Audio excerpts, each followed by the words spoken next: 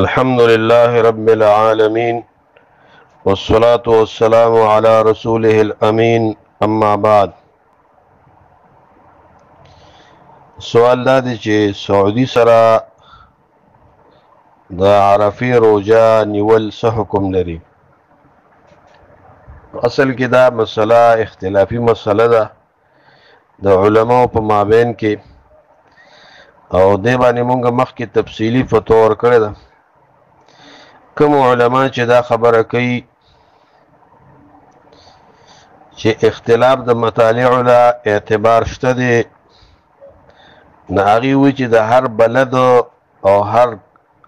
علاقې خپل رویت دی، لہذا د هغې په نیز باندې دا حکم روجه کې هم دی، اختر کې هم دی، عرفه کې هم دی چې هر ملک خپل لیدل لازم او ضروري دی. هغې وایي چې نشي کولی،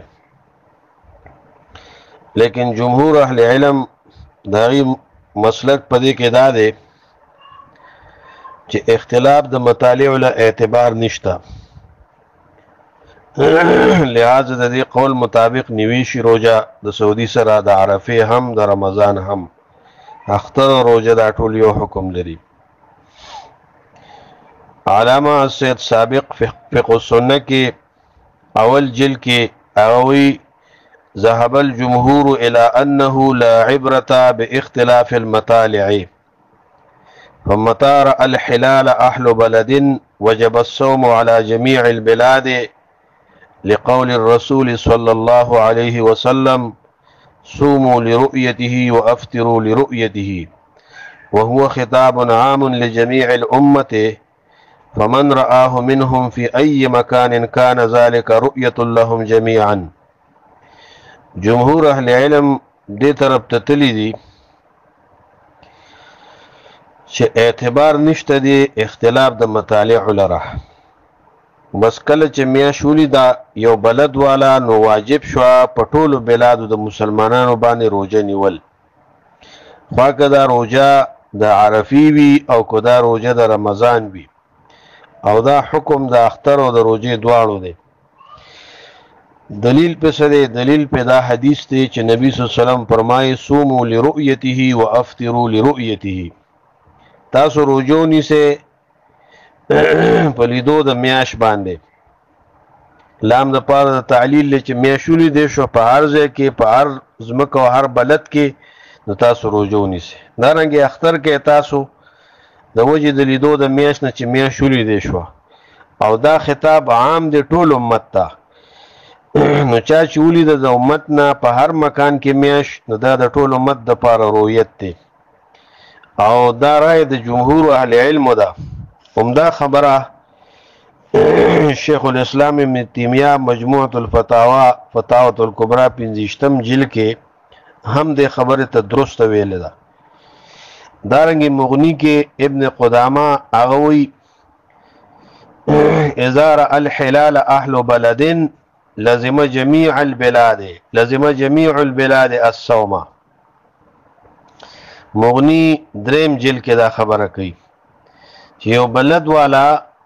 میاشو ویني نو په ټولو مسلمانانو باندې میاش لازم شوه. او دارنگی علامه جزائری الفقه على مذاهب الاربعه جلد اول کی وی چې کله اذا ثبتت رؤيه الحلال، کله چې رؤیت د حلال ثابت شو په یو طرف او په یو ځای د ځمکه باندې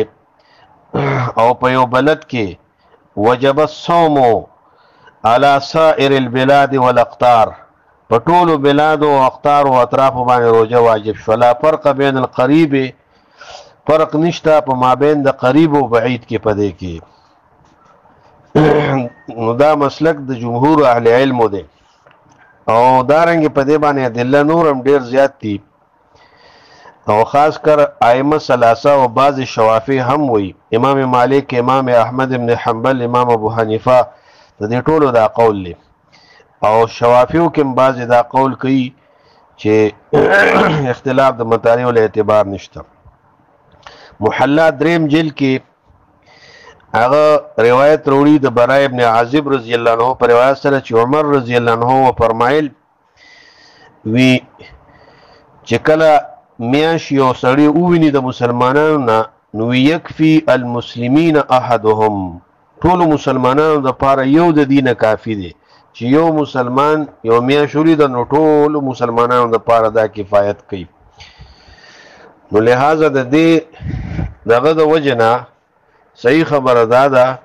چې د عرفه روزه د سعودي سره نیول بالکل صحیح دی درست دی بل دار چې ګوره د عرفه یوم عرفه حدیث کې د عرفه ورځ راغلی ده د یوم عرفه او عرفه عبارت د سند د وقوف د حاجیان نه دی په عرفات کې کله چې حاجیان عرفات تلاړ شي نو د یوم عرفه وي نو دا دیو جنا په دغه ورځ باندې با روزه نیول کیږي نو